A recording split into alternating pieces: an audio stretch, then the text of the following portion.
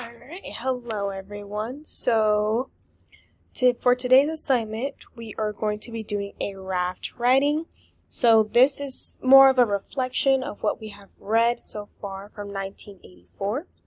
And so basically a raft writing is you take on a role, you have an audience, you write it in a certain format, and you have a topic.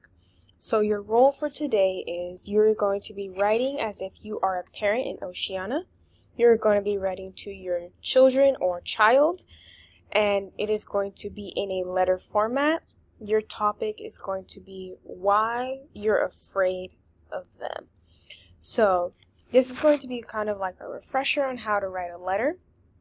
So in your letter, I want you to have at least 2 paragraphs explaining why you're afraid of your child, what the consequences may be if something happens to you, and so on. So when you start a letter, you always want to start with dear and the person's name and then a comma. So remember, it's going to be dear, the person's name, and a comma. As you can see, I've already started to write my letter as an example.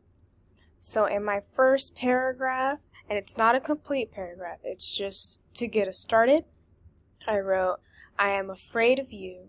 I know you are part of the junior spies, and it isn't your fault that the party has made you this way.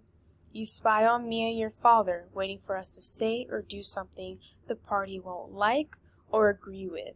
So as you can see, I already have my first reasoning right there, my first paragraph, why I'm afraid of my child. So you want to kind of break up your paragraphs so that you're following one subject per paragraph in your letter. My second paragraph is talking about why I'm also afraid for my child. So I am not only afraid of you, I am also afraid for you. If you turn me into the thought police, who will take care of you? Who will make sure you and your sister are fed and warm? And like I said, remember, these are just starters. They're not full paragraphs yet. Obviously, when you write yours, your paragraphs will be at least 6 sentences or more. And then you always want to end your letter with a little term of endearment. It could be love, sincerely, best wishes, but obviously you don't want to use best wishes in this case because you are writing to your child. And then you want to put a comma, you want a little space, and then you want to write your name.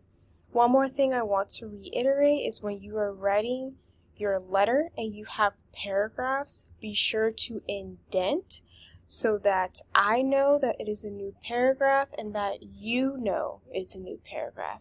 You never want to have your paragraphs look like this because it doesn't really look like a paragraph. So you always want to make sure you are indenting.